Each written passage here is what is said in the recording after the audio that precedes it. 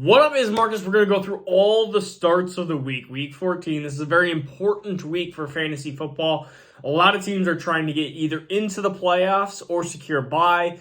There's a lot of different situations that this is a crucial week. And so we're going to start off with some of the must starts, and then we'll go into each of the different categories of these are some of the starts that are kind of on the borderline. And then we're going to go through sits tomorrow here. Some of these grenades that we want to try to avoid, and so they don't bomb our team. Even some big names that we're going to actually probably bench over some of these players that seem to be a little less confident in. So we'll get to it, okay? So the first thing we're going to talk about is some of the must-starts. We're going to talk about Jalen Hurts, Patrick Mahomes, Josh Allen, Joe Burrow, Tua Tagovailoa. Really, those players are going to be must-starts. Those are players that we're going to be starting in pretty much any situation unless you have somebody that's above that. So, if you have Tua and Jalen Hurts, you're going to start Jalen Hurts. But, realistically, those are must-starts. You're not going to have much of a worry there.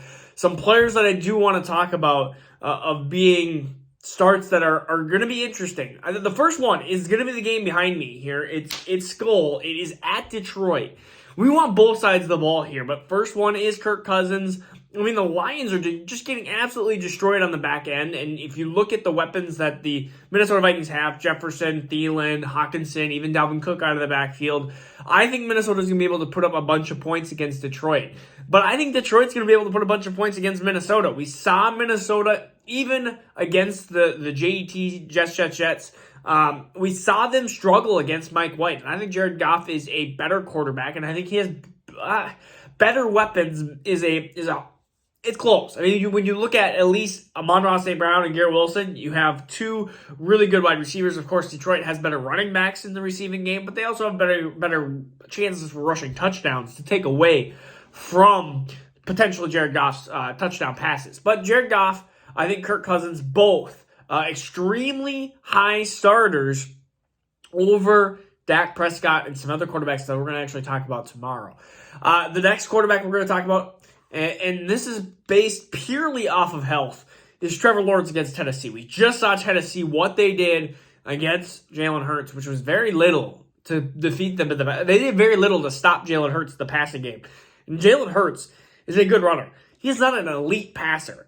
And he basically tore apart Tennessee's pass defense. And so I am starting Trevor Lawrence, if possible.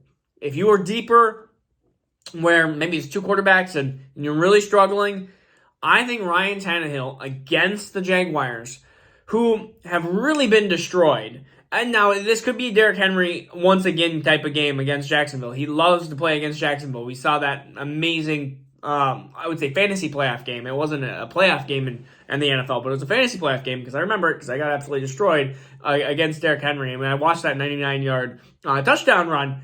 I think that Derrick Henry could absolutely destroy Jacksonville, and maybe Ryan Tannehill doesn't have an amazing game, but I think Ryan Tannehill is an okay enough starter that if you're in a desperate time, you just lost Lamar Jackson, you just lost Jimmy Garoppolo, you lost a quarterback like that, Ryan Tannehill is a potential possibility to fill in that spot. All right, we're going to go into running back time here. You have your automatics. You have pretty much, I would say at this point, both Dallas running backs have become close to automatic. And you got Chubb and CMC and Derrick Henry and Dalvin Cook and Joe Mixon because he's going to be back. Samaje Perine should be benched. And you have Travis Etienne and you have the core solid groups. Let's go behind that. And so the first one is going to be D'Onta Foreman against Seattle. We just watched Seattle get gashed. And Seattle's defense has been very, just like Jekyll and Hyde. It's been very it's really good, it's really bad. It can't stop stuff, it stops everything. And I think that D'Onta Foreman is a guy who can get 25 carries, and without us going, oh wow, that's not a surprise to us. So I think D'Onta Foreman is a start here. The next one, and this is a guy that has been heating up, and I know that Jerick McKinnon is kind of gashing into some of his opportunity, but I think Isaiah Pacheco could have a score for a third straight time against Denver's defense. And so Denver's defense is a really good pass defense, and I think you could have the Kansas City being up by quite a bit, 21-3, 21-10, and they're going, okay, we're going to start running the ball. The Kansas City is very good at saying, you know what, we're just going to we're not going to shut down the offense, but maybe we're up by 14, 17 points. We're going to just slow the game down because we know Denver can't score 14, 17 points. I mean, really, realistically, if they get up by 14 points, they could just run the ball and just basically close out this game, especially when it's at Denver, when you're at somebody else's opponent's stadium and they have a good defense. I think could be a time for Isaiah Pacheco. The next one is going to be whatever running back is actually going to play and start, which we assume again is going to be Gus Edwards, and he gets to be with Tyler Huntley, and I think that they're going to use Gus Edwards a lot in this offense with Tyler Huntley. I think you're going to see not as much running because Lamar Jackson is I'm just going to panic and run. And that's kind of how Lamar always has been. And I think Tyler Huntley is going to be a better passer. I mean, really he has. Mark Andrews has benefited from that last year, and we'll see if that is Demarcus Robinson sighting or if it's going to be anybody else. I feel like the next likely is probably Isaiah Likely. But really, it's a struggle to find some of these running backs. These running backs, it starts to, you have the elite, you have the very questionable, and then you have the ugh. And the next one we're going to go with, and I'm going to go with it because he's looked good. It's Zonovan Knight. Zonovan Knight, he's looked good in the last 2 games. He's not going to get 70, 80% snap share. But when he was on the field against Minnesota, I could tell the difference between Zonovan Knight and the other running backs. And if I could tell just based off of just glancing, be like, oh, that looks like that running back actually looks pretty decent. It has a little bit of burst. And maybe it's because he doesn't have the tread on the tires like some of these other running backs. James Robinson, are you MIA? Blink twice if you're okay. Like, what's happened to James Robinson? I have no idea. So Zonovan, Knight is going to be a running back that I think can definitely be a starter against Buffalo's defense, which has been not as elite as it has been in the first 6-7 games, and lost Von Miller. Like, it is a defense that has definitely been getting some holes gashed open. So we're going to go into wide receivers here. This one hurts because I don't know what to do with this wide receiver. But it has a great matchup against Kansas City. You know that the wide receivers on Denver, it is Jerry Jeudy. You know what? Cortland Sutton might sit because of his hamstring. And if they're going to be down, Russell Wilson might throw the ball 40 times. That 40 times may not result in a ton of fantasy points. It's the only problem. If you said Russell Wilson was a competent quarterback, which clearly he is not being a competent quarterback right now. He is one of the worst quarterbacks currently, which is the most disappointing and most surprising thing I think this year has been Russell Wilson's absolutely demise. And I love it because I'm not a big Russell Wilson fan. But Jerry Jeudy, he looked good in his return last week. And so I have to sit there and go, you know what? I think he's a potential start here. I think you can start him here. The next one is Adam Thielen. He's had an up and down. I think he finds the end zone here. I think this is going to be and I'm against Kirk everywhere. And it just sucks because I feel like Kirk's going to have a good game. I could see this being a 3-touchdown, a JJ, TJ, Adam Thielen touchdown, one of each. You're going to sprinkle it around. Maybe one of them steals 2. But I think Adam Thielen here is going to find the end zone. And I think you're going to see a lot of passing by Minnesota because they know they can gash Detroit's defense. And so the only problem could be Justin Jefferson goes for 202, and then you go, oh, maybe he didn't give enough for Adam Thielen. But Adam Thielen, who is non-existent for 3/4 of the game, actually started bringing it on that last 4th quarter here. But Jets defense is really good.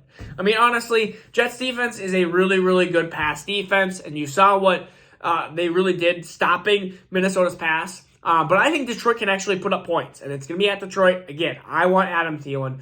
The next one here is Mac Hollins. This is tough.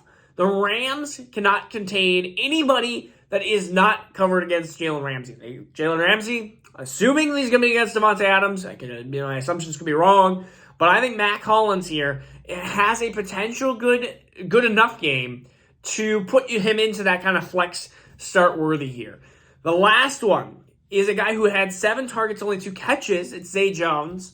The Titans struggled. They struggle. They just struggle really badly against wide receivers. Trevor Lawrence, if he is not starting because of his injury, then I am not starting Zay Jones. But if Trevor Lawrence is good to go, then Zay Jones is a potential starter here. I actually have a dynasty conundrum, kind of a question here, maybe for the group here. I have 3 wide receivers. It is Zay Jones, Zay Jones, Mac Hollins, and Darius Slayton. I have to start one of them. It is desperate times call for desperate measures. My team has just been riddled with some of these injuries. Which one of the three would you start? Zay Jones, Mac Hollins, Darius Slayton. It's tough. Right now, I have Zay Jones in there. But it's not confident. I may switch it at 5 million times, and it's likely the matchup. It's one of those that it's such a close matchup that like my team is great besides that position, and the other team against me has one weakness too, and I feel like it's going to be like, do I make the right decision at wide receiver to beat them? I know you probably don't care, but that's what I'm going with. Let's go through tight ends quick. Evan Ingram, you're going to have him against Tennessee. I think he'll stay high against Tennessee. Simple enough as there. Hunter Henry, you're against Arizona. You picked him up a couple days ago because I told you to pick him up. You started him against Arizona. Gerald Everett against Miami. I think it's going to be a high-scoring game. Gerald Everett, you're starting him. And I think Foster Moreau is a deeper start, but the Rams, again, they can't cover any position besides the one that's Jalen Ramsey's against. So I am potentially starting Foster Moreau. I think that I just want to kind of make that as easy as possible here. And then defenses, we are starting the Cowboys because they're the number one defense, and they're against Houston, which is just almost unfair. I'm starting the Bills defense, Ravens defense against Pittsburgh, 49ers defense has been amazing, even against Tom Brady. We're starting him. Eagles, and then Chiefs against Denver. I mean, really, those are the big starts here. Other potential starts: Raiders against Rams. Rams, again, they've been pretty much free. They've been pretty much a team that just can't score or not score as much. So you have some safety there, and there's always going to be turnovers. And then Bengals against Cleveland. I think Bengals defense is actually an interesting play here because Deshaun Watson looked completely rusty. And really, if they didn't score those defensive touchdowns, that's a way different game. So I think the Bengals defense could be a sneaky play here until Deshaun Watson gets into the groove of things, if he ever does. All right? We're going to do Sits of the Week tomorrow. Peace out. Take care. I'll see you guys tomorrow.